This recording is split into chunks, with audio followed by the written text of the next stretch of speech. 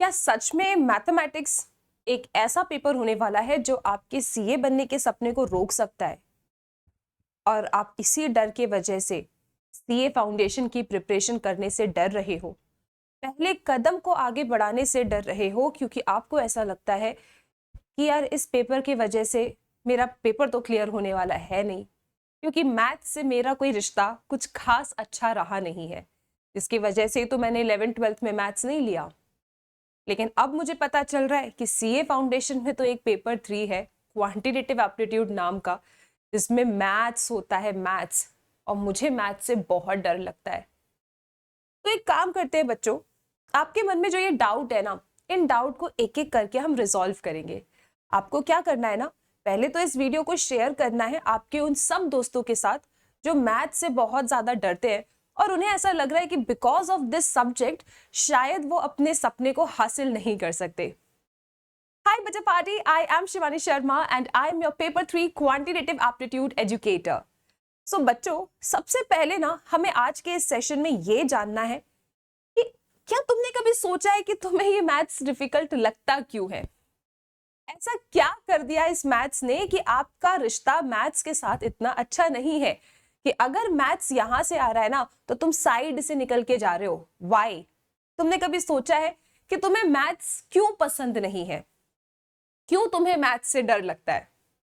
एक एक करके कुछ पॉइंट्स मैं आपके सामने लेकर आऊंगी, आप मुझे बताना क्या सच में ये सारी चीजें तुम कर रहे हो? जैसे स्टार्टिंग में ही मैम रॉन्ग माइंडसेट बना लिया हमने अपनी जर्नी को स्टार्ट करने से पहले ही एक सब्जेक्ट के ऊपर पूरा ब्लेम डाल दिया कि ये वो पेपर है जिसके वजह से मेरा सपना पूरा नहीं होगा, ये वो पेपर है जिसके वजह से मैं पहला कदम आगे नहीं बढ़ा पा रहा।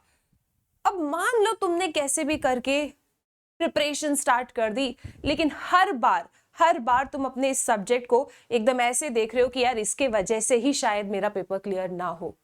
तो आप स्टार्ट ही बच्चे रॉन्ग माइंडसेट से कर रहे हो। आपने अपने दिमाग को पहले से बोल के रख दिया है कि ये वो सब्जेक्ट है जो शायद मेरे को परेशान कर सकता है और इसके वजह से आपको इस सब्जेक्ट से नफरत होती जा रही है और आप कोशिश भी नहीं कर रहे कि चलो यार पढ़ने की कोशिश तो करता हूं। आप दिन में सबसे ज्यादा कम टाइम सिर्फ इस सब्जेक्ट को दे रहे हो, तो आपको क्या लगता है कि ये सब्जेक्ट आपको फिर इजी लगेगा? नहीं बेटा, किसी भी चीज की प्रिपरेशन जब आप करो तो कभी भी रॉन्ग माइंडसेट से नहीं करना चाहिए। आपका यहाँ पे रॉन्ग माइंडसेट क्या है कि इस सब्जेक्ट की वजह से शायद मैं अपना पेपर क्लियर ना कर पाऊं। हमेशा ऐसे कहो, ठीक है यार, मान लो 9th-10th में मुझे नहीं पसंद था मैथ्स या कुछ भी रीजन था, वो क्या रीजन हो सकते हैं वो भी हम डिस्कस करेंगे आज के सेशन में, लेकिन जो हुआ सो हुआ। अभी प्रेजेंट मेरे पास है, मैं प्रेजेंट में बहुत अच्छे से मेहनत करके अपने फ्यूचर को बहुत ज्यादा अच्छा कर सकता हूँ।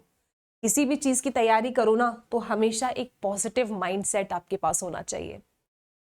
आपको पता है मैथ्स क्यों मुश्किल लगता है? क्योंकि मैथ्स चाहता है कि तुम उसे बार बार रिवाइज करो, और मैथ्स ही नहीं, ये हर सब्जेक्ट की कहानी है। अगर आप किसी चीज को पढ़ रहे हो तो ये बहुत नॉर्मल है, अगर आपने रिवाइज ना किया तो आप 3 दिन बाद, 4 दिन बाद या 7 दिन बाद पढ़ा हुआ सब भूल जाओ। ठीक है, छोटा सा प्यारा सा दिमाग है हमारा यार, उसको इतनी सारी चीजें याद रखनी पड़ती है। अब सारी चीजें याद रहें, काफी लंबे समय तक चीजें आपको याद रहें, so you need to revise. Maths में फॉर्मूलेज होते हैं, कुछ कंसेप्ट्स होते हैं जो आपको ढंग से समझना है, ताकि उन कंसेप्ट्स को जब आप याद रखोगे तो आप क्वेश्चंस डिकोड कर पाओ। आपने शायद कभी भी मैथ्स पढ़ा हो और मैथ्स को ना पसंद करने का तो सबसे एक बहुत बड़ा कारण है वो ये है कि मैम रिवीजन नहीं हो पाता, मैं वो प्रैक्टिस नहीं कर पाता जो मैथ्स मुझसे चाहती है। तो इसीलिए धीरे धीरे धीरे मैं मैथ्स से दूर होता गया और मैथ्स मुझसे दूर होता गया, और फिर समस्या हो गई और आज मैं बैठ के सोच रहा हूँ कि क्या इस पेपर की वजह से मेरा सीए बनने का सपना अधूरा रह जाएगा। और क्या रीजन हो सकता है कि आपको मैथ्स डिफिकल्ट लगता है? Not trying new patterns. ये चीज तो एक ऐसी है कि मैंने बहुत सारे बच्चों में देखी है। सेम क्वेश्चन अगर पेपर में आएगा तो मैम मैं सॉल्व कर दूंगा, मैं रिवाइज कर लूंगा, प्रैक्टिस कर लूंगा, मुझसे हो जाएगा। लेकिन जहां पे थोड़ा सा क्वेश्चन ट्विस्ट कर दिया, बस फिर तो मुझे लगता है कि मैं इस क्वेश्चन को सॉल्व ही नहीं कर सकता। तो जब आप प्रिपरेशन करते हो ना, आपको ये मेक श्योर करना होता है कि जो आपने कंसेप्ट पढ़ लिया उसके बाद उस कंसेप्ट पे बेस्ड मुझे न्यू टाइप के क्वेश्चंस, न्यू पैटर्न के क्वेश्चंस प्रैक्टिस करना है। शायद आप वो नहीं करते हो, इसीलिए मैथ्स आपको डिफिकल्ट लगता है। तो ये तो कुछ छोटे छोटे बात हो गई जिसकी वजह से शायद आपको मैथ्स डिफिकल्ट लगता हो। अगर इनमें से कोई भी एक रीजन रहा होगा सो प्लीज मेरे को ना कमेंट सेक्शन में आप जरूर बताना। अब मुझे ये बताओ, मैंने जो ये रीजंस बताए, क्या ये एक ऐसे रीजंस हैं जिन पे काम नहीं किया जा सकता? क्या आज आप मैथ्स को पढ़ना स्टार्ट करें तो क्या आपको मैथ्स इजी नहीं लग सकता? क्या हम इन सब चीजों को पलट नहीं सकते? Definitely ma'am, definitely. अगर मेरा सपना इतना बड़ा है तो इतना तो मैं बिल्कुल कर सकता हूं।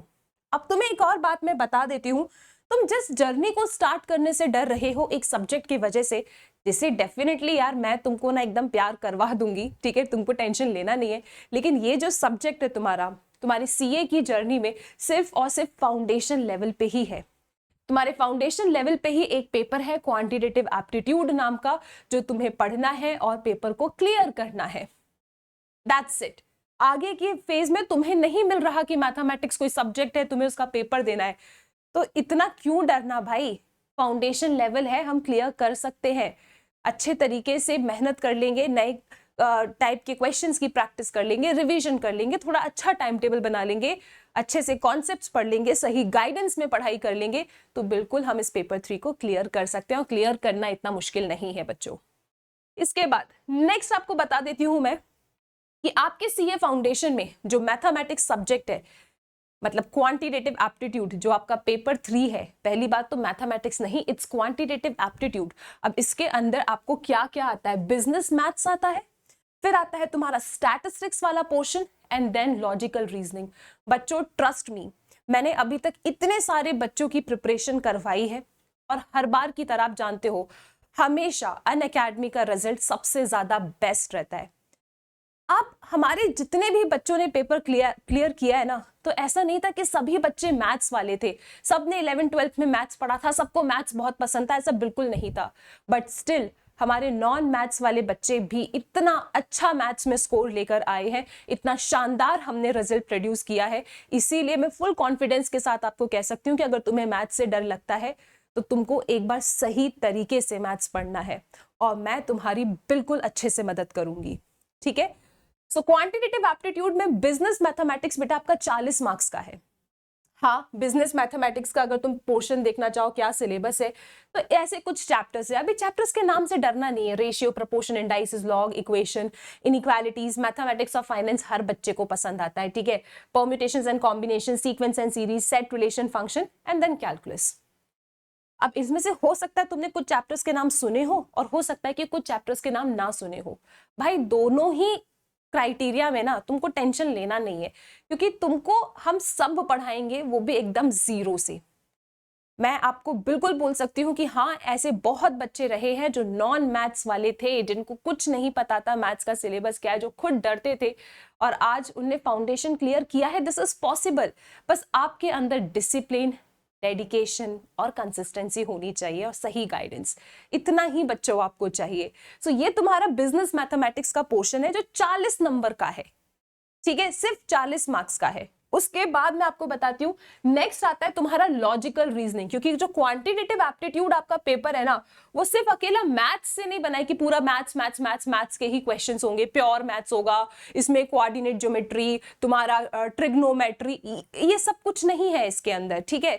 जिस चीज से तुम शायद डरते हो वो सारी चीजें यहाँ पे नहीं है कि ट्रिग्नोमेट्री होगी, उसके बाद ज्योमेट्री होगी, ऐसा कुछ नहीं है इसके अंदर। बहुत बेसिक लेवल का मैथ्स है बच्चों।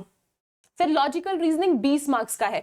अब लॉजिकल रीजनिंग में क्या आता है भाई? लॉजिकल रीजनिंग मस्त है यार, 20 मार्क्स का है, कुछ भी नहीं है। Number series, direction, seating, blood relation, एक बार बस तुम इसकी वैरायटी ऑफ क्वेश्चंस प्रैक्टिस कर लोगे ना, तो तुम बहुत आराम से 20 मार्क्स स्कोर कर सकते हो लॉजिकल रीजनिंग में।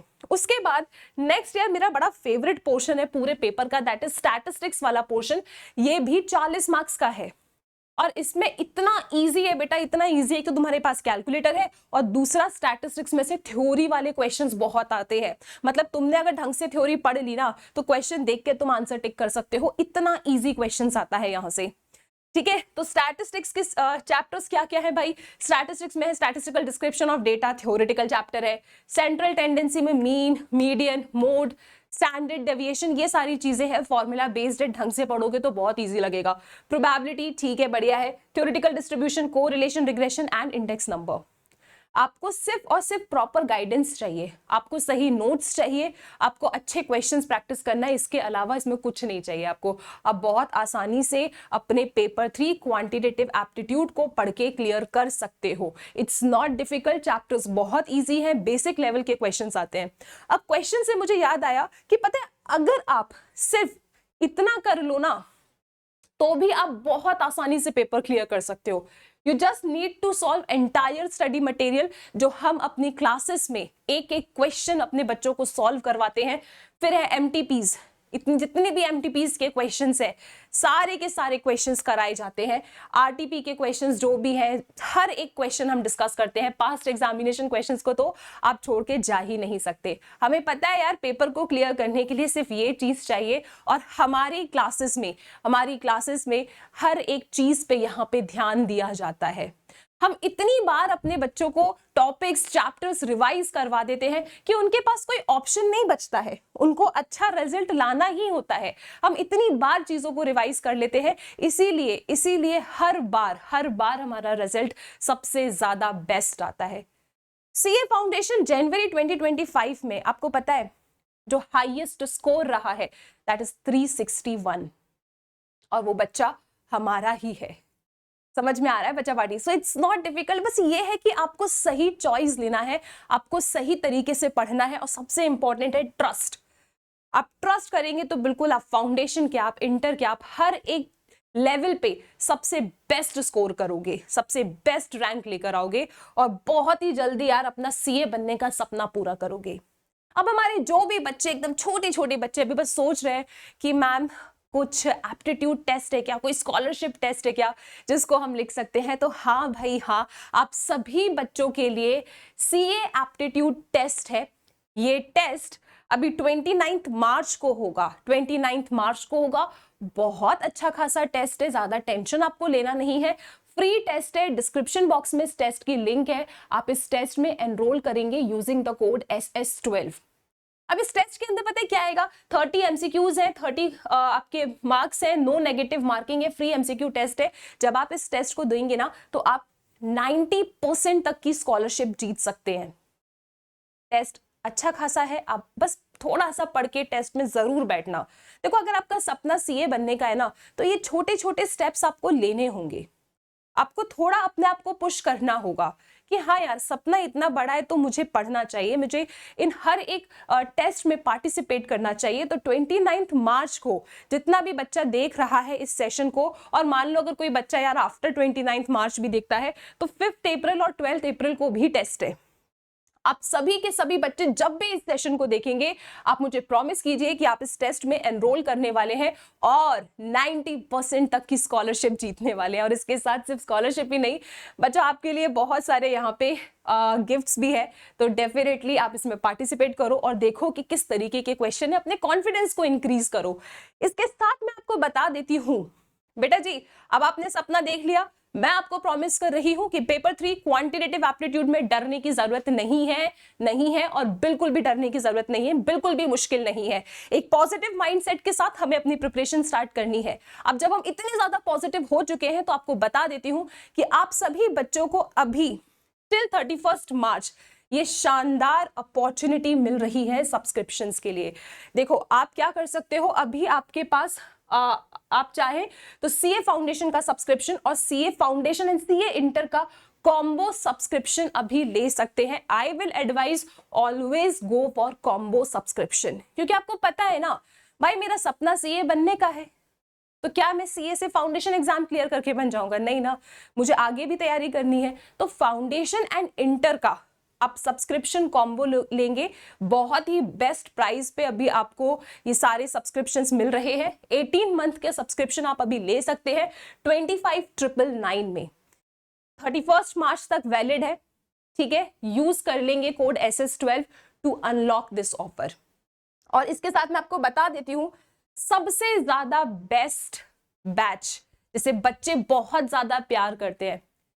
इसका एक कारण भी है, क्योंकि यहाँ पे जितने भी एजुकेटर्स आप देख रहे हो ना, सब ये पहले से मान चुके होते हैं कि जितना बच्चा हमारी क्लास में है वो हमारा एक परिवार है और हमारे फैमिली मेंबर्स के साथ सबसे ज्यादा बेस्ट होना चाहिए।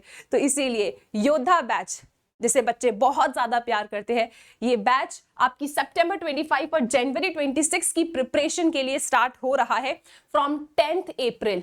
ठीक है, 10th अप्रैल से स्टार्ट हो रहा है। आप अगर सिर्फ फाउंडेशन का सब्सक्रिप्शन अभी लेते हैं तो 8999 में आपको मिल जाएगा। बट मैं आपसे कहती हूँ कि भाई तुम्हारा सपना बड़ा है, तुम्हें पता है कि तुम्हें सीए बनना है, तभी तुम्हारी जर्नी एंड होगी, then always go for combo subscription और अपने आप को थोड़ा पुश करो और मेहनत करो, पढ़ाई करो। ठीक है बच्चा पार्टी, सो मिलते हैं क्लासेस में। Till then please take care.